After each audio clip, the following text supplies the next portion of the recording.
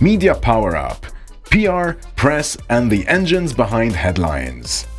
Hi guys, good morning. Thank you for showing up. What a nice concept. I like that we have an open space and everyone can join in whenever they want. I feel like a talk show host, so that's exciting. Okay guys, my team can come up on the stage. So we cheer for Shirley, Joe, and Giampiero.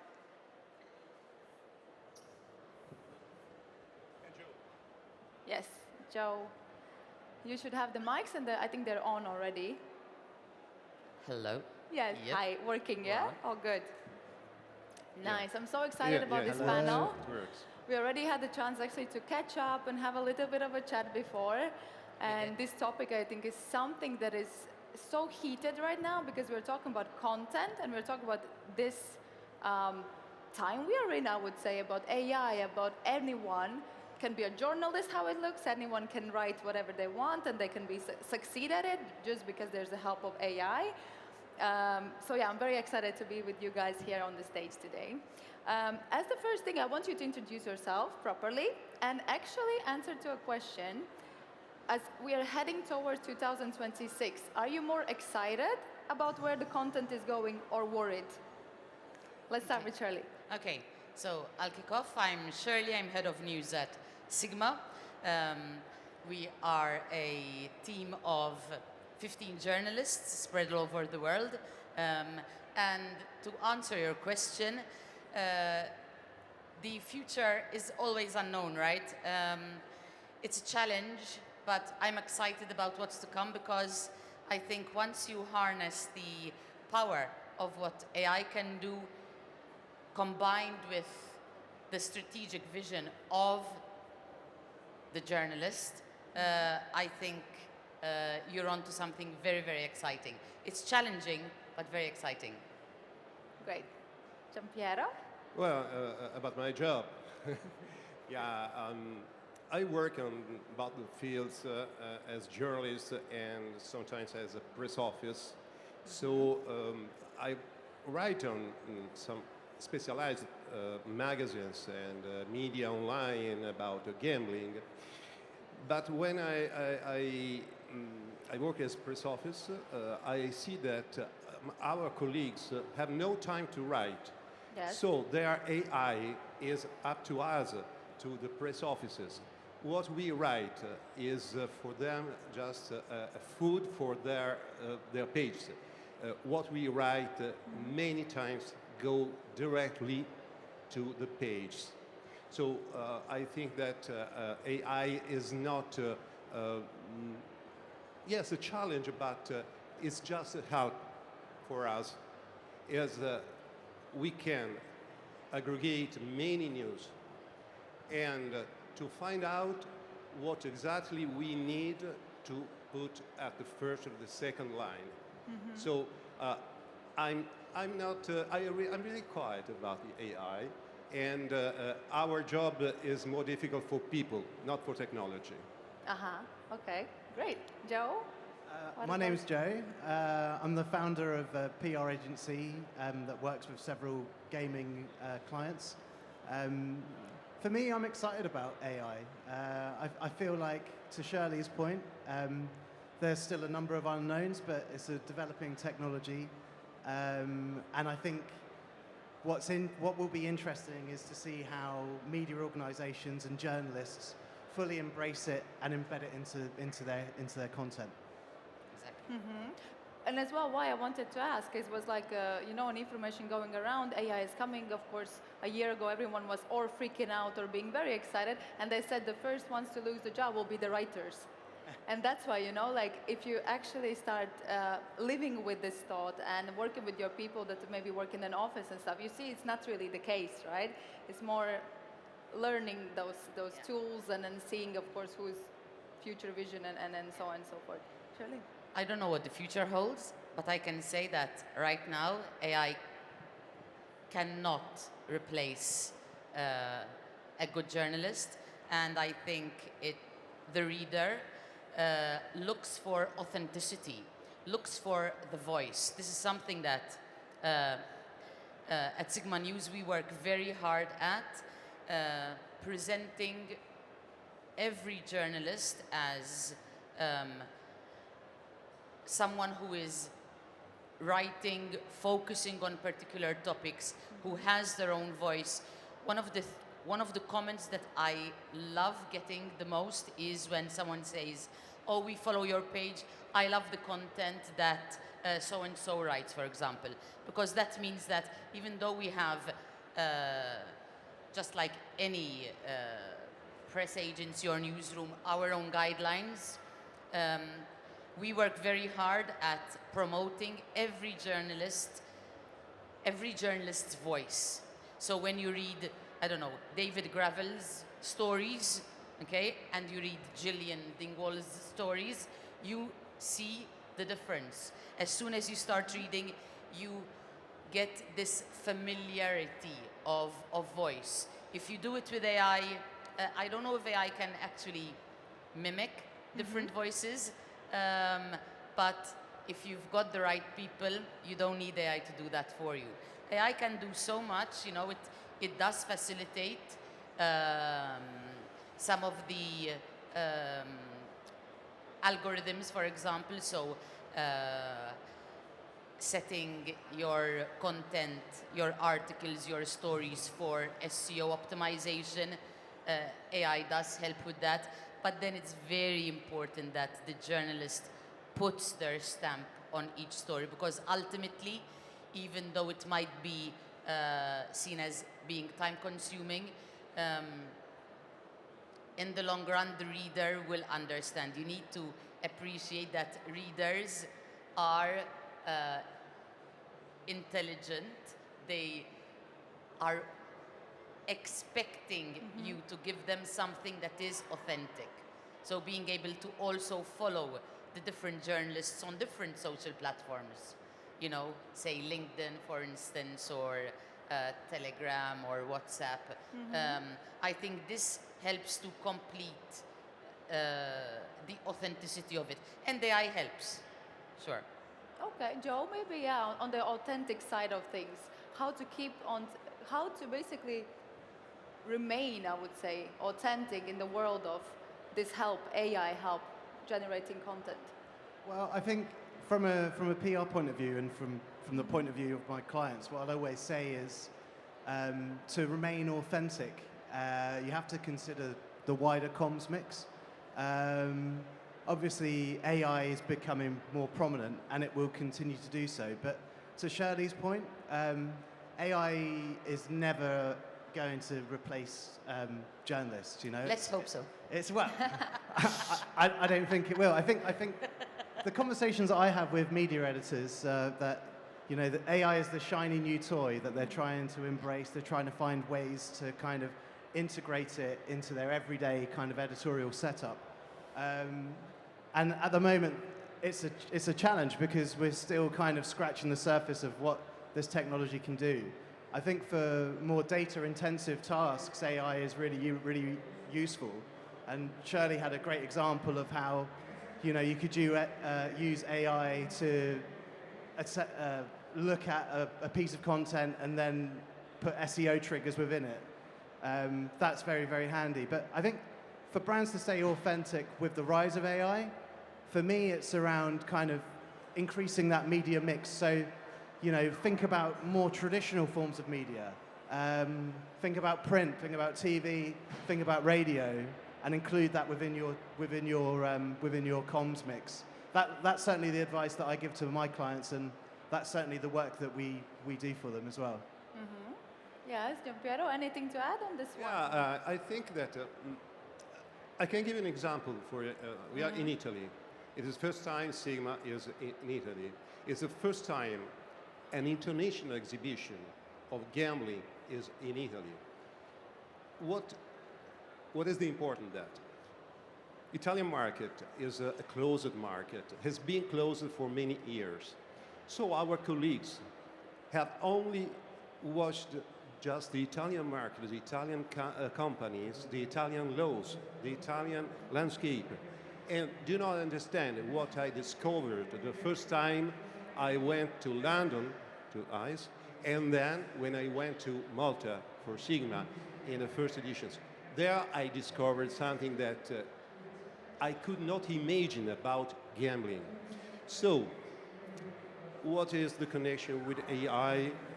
There is, as in this moment, when I look for any news or any aspects of gambling, I usually look at the Italian page. AI helps me to see what abroad happens, helps me to understand foreign pages, not only in English, that is not, of course, my language, as you can hear, but even in other languages. And gambling is a worldwide phenomenon. Italian colleagues, I told them, please come in. I'm not interested in gambling, but come in.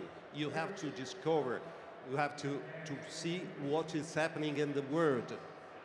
So AI helps us to not only to translate the foreign language pages on the internet and on the news, but also to understand and to catch up what are the news, what is happening new technologies. So the second aspect, quickly I can say, is that now we communicate writing and shooting. Video is an important part of our communication. And working with video is very long work. It needs to stay for instance, for translation, for subtitles. Yeah, it's creativity, for instance, right? For covering image. So, why do I need 2 days to make 2 minutes video when AI could make it in half an hour? Yeah, exactly. And this is where I'm coming as well for the written content, because I've been thinking, so it must be tricky if, let's say, you have a writer and there has to be a character of that writer, but yet you want to do it quickly, right? Because we're talking about salaries, we're talking about hours worked, and it's the same with designs. You will you don't know about your employee, where the skill comes and where the AI comes and who is, you know what I mean? I mean, with capacity and everything. Yeah. It must be tricky. I think it's important that I can give you a very good example that happened in our newsroom a couple of. I don't even think it's been a couple of weeks actually, very recently. So I had one of the journalists writing a 5-part series, complete with infographics, and this is where AI really helps, with interviews. Just a few hours after the first part was published, it was posted on this page under a writer's name, okay? And it practically copied word for word. And in the bottom, it even added that follow Sigma for part 2, but there were no links to our story. So it was clearly, totally AI generated. Yeah. And all I needed to confirm that was to click on the person's name, try and look them up, and see if they have a footprint, which there wasn't, you know. So I think if you have, it's very important that you build a good team, right? You need to trust your people that they are not relying on AI.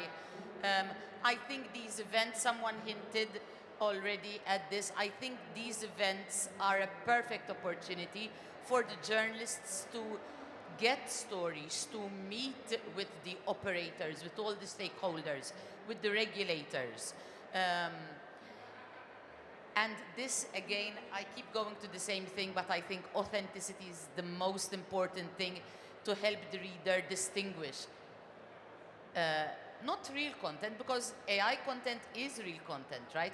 But I think very quickly readers are able to understand whether a page is filled with content that's purely AI, or if it is human enhanced. Maybe that is what we should start saying, right?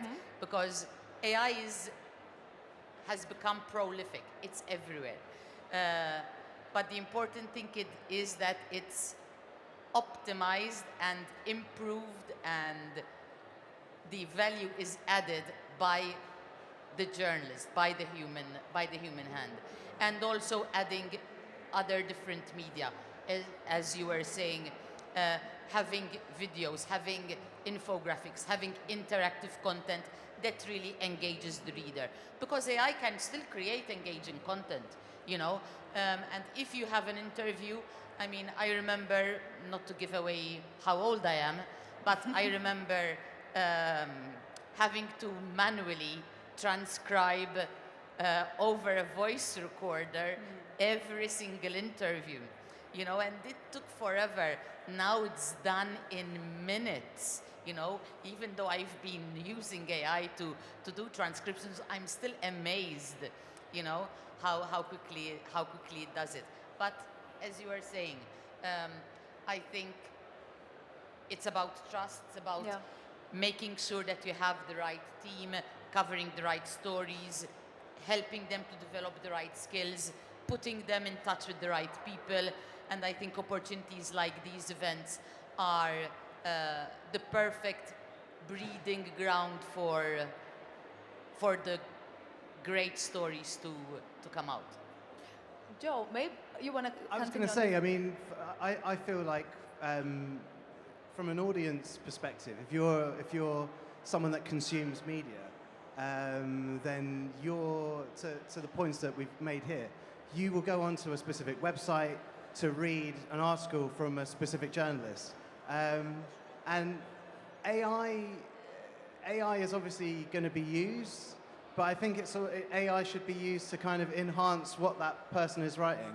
And actually, in my opinion, you know, media consumption is habitual. So, you know, we all follow habits when we consume media. We like reading certain publications, and there's a reason for that. And that is because we want to read the thoughts and opinions of a particular individual, and get like a human insight, which obviously AI can't provide. So for me, I think that the biggest challenge that publishers face in terms of integrating AI is, how do we use it to enhance what we already have without replacing what we're doing? Because to Shirley's point, if you go onto a website and see, you can tell instantly if an article has been written by AI or it's written by a journalist. And actually, I feel like that's not, you've got the audience to your page. They're there for a reason. Give them the content that they want. And that is not AI. But it's about just using it appropriately. Yes. But at the same time, when we talk about character in journalism and just like that talent that people have to write, I do have as well a question. Let's have two typical readers. One is one that has time. Maybe it's like a higher level position. They put a coffee, they read, oh, this is my favorite journalist. And then there are others who are copy-paste in AI and say, give me the latest news. I need bam, bam, bam. I have no time. I have my day to start. I have to, you know what I mean? And then it's like the investment in that character, in the sense of humor, when maybe the other reader is actually just, he or she would like to have bullet points if needed, you know? And it's to have that balance. And I think it's so interesting how you facilitate to all. And it depends on the news as well. Another question, I'm like so curious about this topic, about social media. Do you think a press house or anything that you produce, let's say news or interviews, can survive without social media? In our industry, maybe LinkedIn, because LinkedIn is a big thing for iGaming, right? Do you see that that link is necessary, and how active the journalist should be on LinkedIn and have that face and all that, everything that comes with it? You mean using AI for communicating on social media and No, and I'm other talking channels? now more the content created on the site, on the news site, and having LinkedIn to back it up, to share those news. Do we need that? Or let's say we can only work for Of course we need. a site? Of course we need. But, well, a journalist that is looking for news, that is going deep in the facts, needs everything can give him any aspect, any detail that he don't see at the first view. Well, sometimes people think that we are similar to policemen, to investigator. And our job, sometimes what we write is called investigation, as we try to understand. In Italy, as in the UK too, we have a long time tradition of investigation in very critical aspects of life. But of course, we have to hear many voices, even for the leisure topics. Yeah. So, these people that create content on the social media, they are just another source for us. I always, for my colleagues that say, oh, now social media will kill our job. No, I make an example.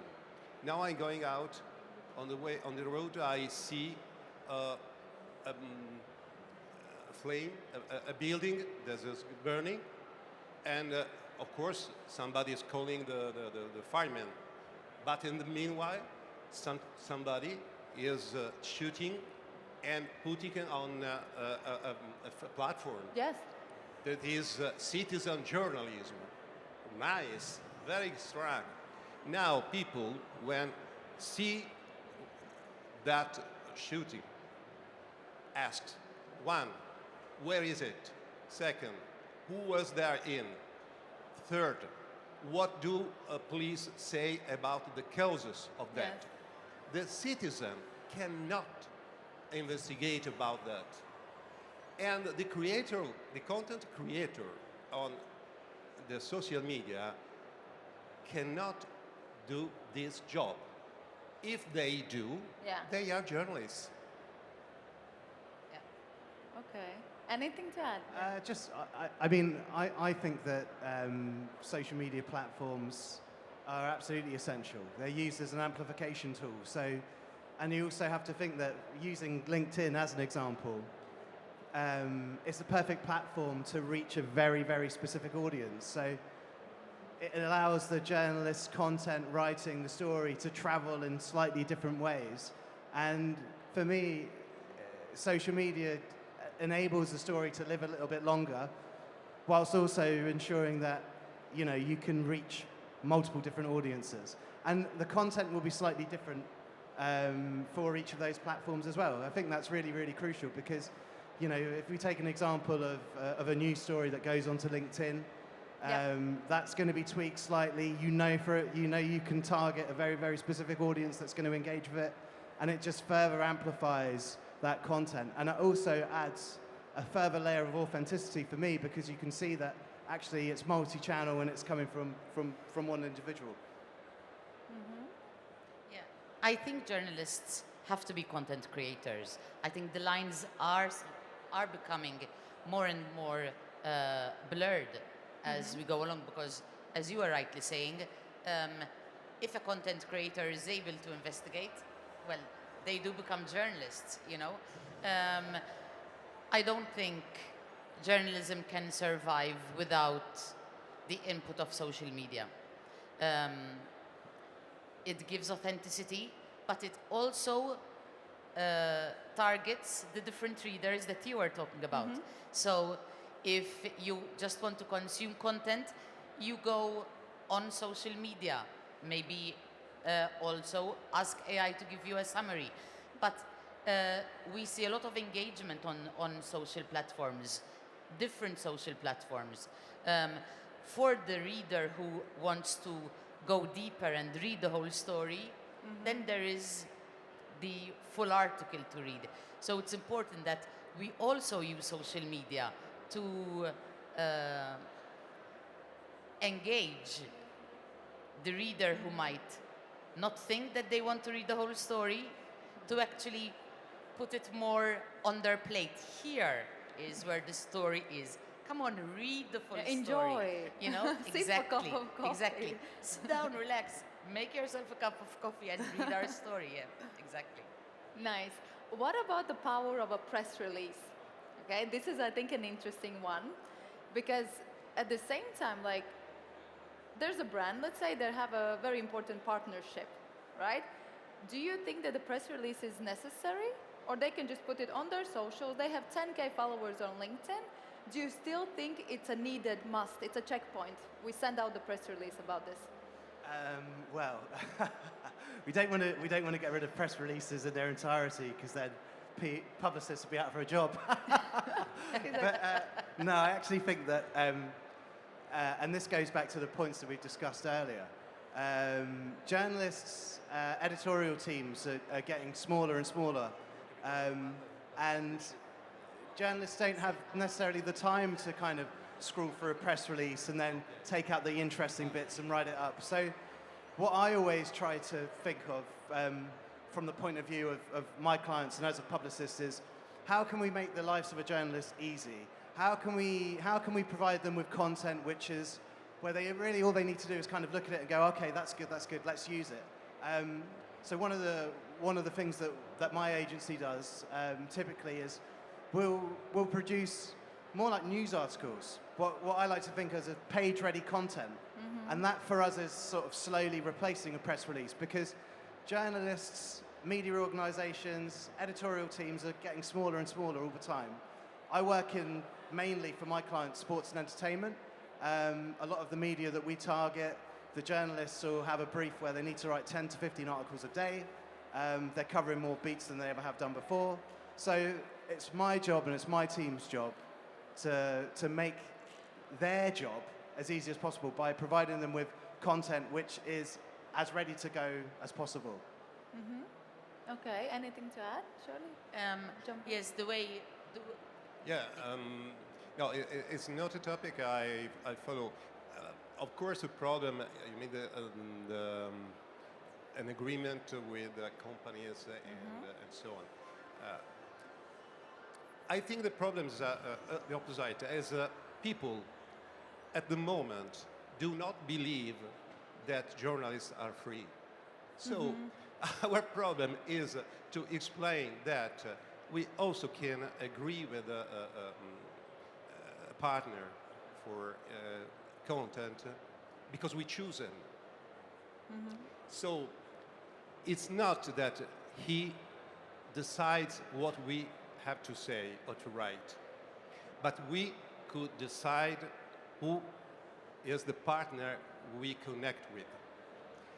If we change, it's not easy, of course, but the problem, I think, is not up to the journalists, is up to the publishers. They decide what to do, they decide how to get the revenues. If just advertising, if many advertising, if partnership. At the moment, I always say to my colleagues that the press office, for instance, is the freest, the most free journalist, as he chooses for whom to write. Yes. Of course, è una provocazione, okay. Provocation, all right. It's too much, but it's an idea. The idea is we have to connect with the financial power. We just have to learn how to remain free. I think it's a very tricky balance to maintain. I can speak from my news team. I mean, we're part of Sigma. So saying that we have absolutely no bias whatsoever, I don't think anyone would buy that, right? But what we do try to do is to give the full story, right? To try and be as honest and as open with the story as we can, to try and get all the different sides to a story. So sometimes the pressure is, do we publish now or do we wait until we get the comments? Because we are in a privileged position where we have access to the industry. So it's a very, very fine balance. To go back to your question about the press release, right? You can imagine the number of press releases that reach our desks. At Sigma News, one thing that we like to do is to try and give the opportunity for the person who wants the brand who is trying to put a message across, to put that message across, but at the same time offer the reader something interesting. So rather than publish a PR that is found on 5, 10 other iGaming news sites, we take the time to do more of an industry spotlight. It will still be featured and clearly marked, otherwise Google really punishes you for that. It's clearly still marked as sponsored, but it's still giving the reader something new about the industry.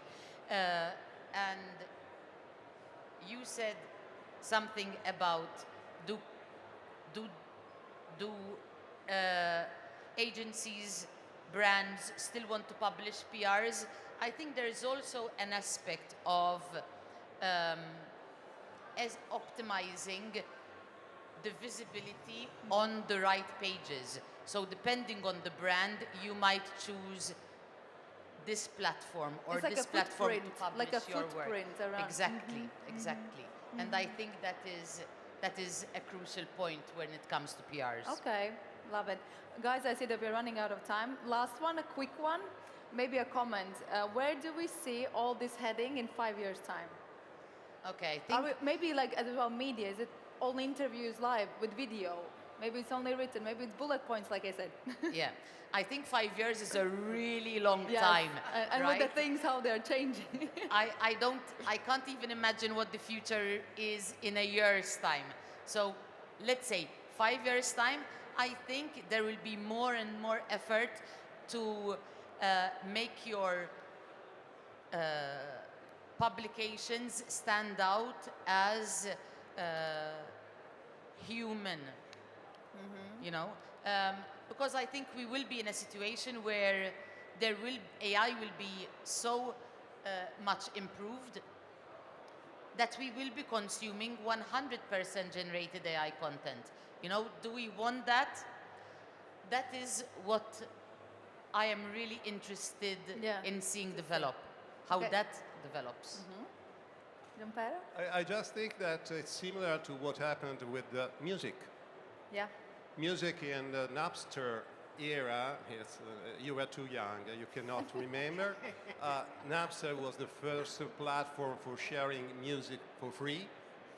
Well, they began they brought us to the liquid music. What happened? Now we have music everywhere on our smartphone, on our tablet, on the TV, on the lift, everywhere. Everything technological. But what happened? A lot of concerts now are organized much more than before. People want to go to see the musician on live. Yeah, pay. Not only on their iPod. So I think that, as Shirley said, with so many digital news, people want to meet other people, and already it happens for books.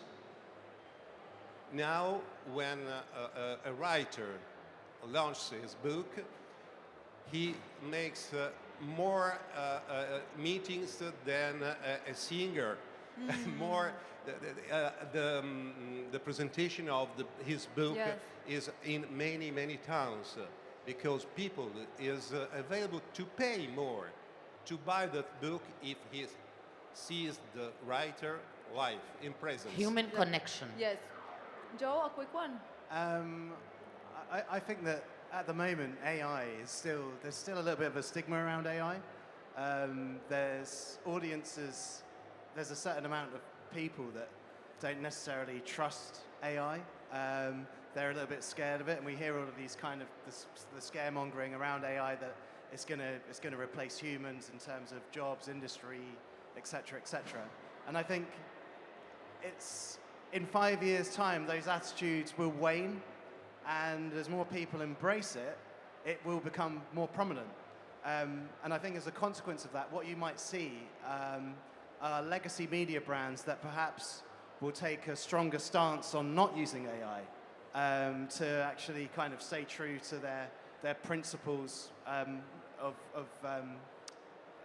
what they had when they started. And I think that could result in, perhaps more paid-for content, more paywalls. You might see more media brands charge a subscription fee or paid for, so their audiences know that they're consuming human written content.